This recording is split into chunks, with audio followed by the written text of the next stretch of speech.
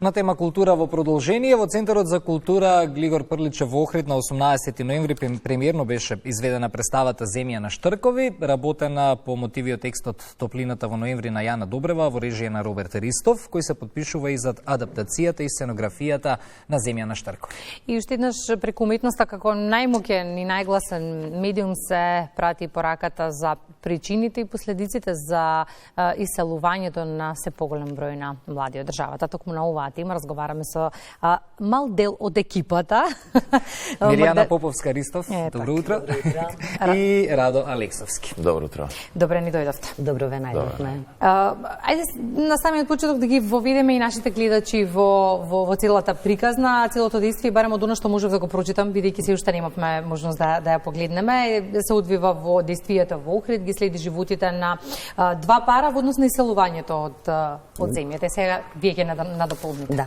Едниот пар е пар кој во минатото пред 20 на години се има разделено баш поради едниот партнер заминува во Америка поради тоа иселување и младиот пар кој играат Радо и Изабела го живеат моментов дали да се замине од државата или да се остане тука.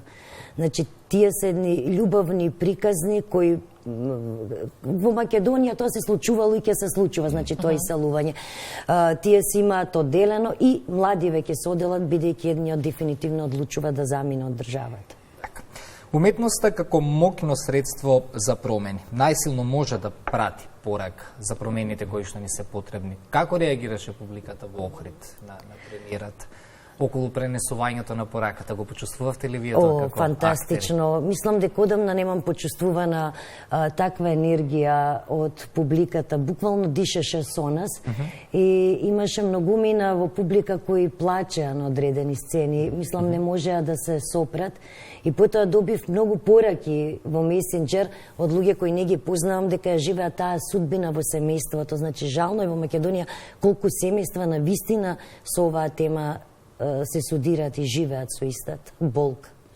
Вчера имав можност да го прочитам тимот кој што работи на представата и забележав дека никаде можам на две раце да ги избројам луѓето кои работат, но уште една потврда дека и мала екипа, ако е добро организирана, може да направи на вистина успешен проект. Да, дефинитивно може. Ние сме мала, ама зрела и добра екипа. Мислам се собравме... Да провоцирате, провоцираат како со малку луѓе може да се направи нешто квалитетно. Нешто квалитетно, да, може. Провокација за останатите. Така.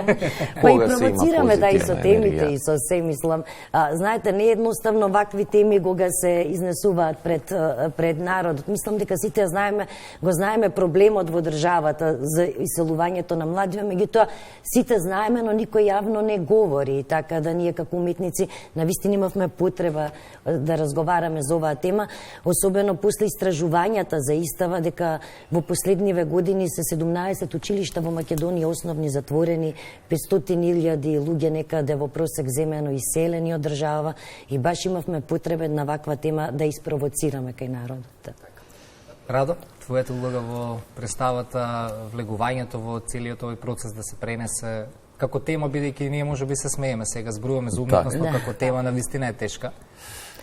Вака, за мене беше прво, да, со театар провокација имаме, мислам, соработка која трае веќе 5,5 години, веќе 6-та година се фаќа, така да оваа представа мислам дека е нешто поинаку од сето тоа што претходно го имаме работено и за мене беше особено кејф што е нешто што тотално поинакво јас како актер го имам работено и целиот процес беше барем за мене и позахтевен, еве да кажам.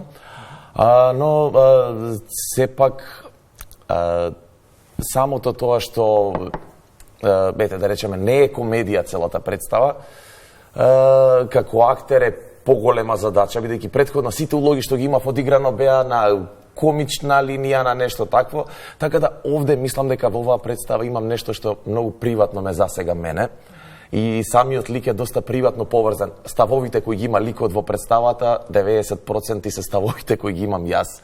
Што е добро, леснителна околност веројатно во целата оваа ситуација. Да, така да. Една работа кога го работев ликот си реков, викам, исти сме, што е добро, ама одлучноста која и сигурноста која има ликот, ја немам, например, јас тие што ќе погледнат 50 тие представата. 10%? 10% се стига. Се ќе да останете овде. Да. Другото.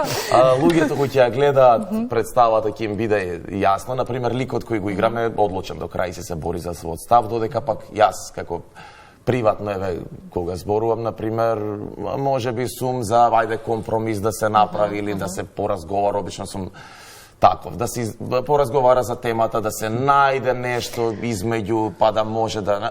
Ликот кој го играме концизен до самиот крај, се бори за неговиот став и нема, мислам дека кај него компромис или... Но ваша особина некако повеќе ми се допаѓа, не знам зашто. Да. Тоа е клучно за разбирачка. Но, добро, да. Споминавте задоволни сте од Охрид и сега веднаш излегува и термините за следните изведби.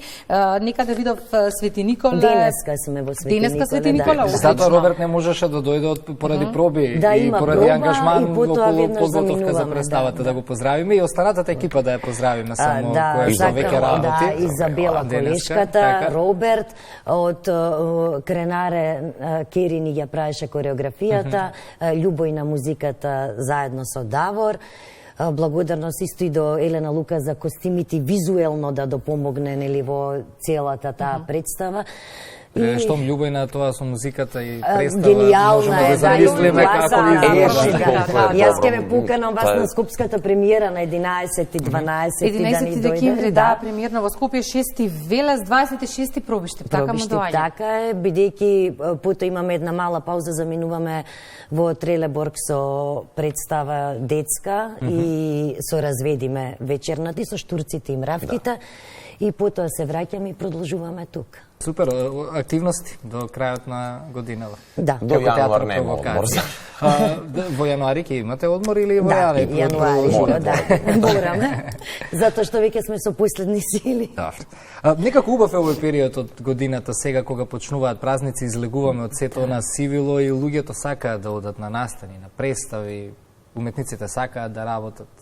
Така да ајде да се уживаме во следниве недели и да одиме на една од премиерите во Скопје, ние тука го истуваме. Да. Имате и реприза во Охрид на 10 декември. На 10 декември, да. Пред во Скопје. И тука е во МКЦ, во Младински културен центар, близко до нас. Покани за нашите гледачи, се уште може да се набават билети, предпоставувам.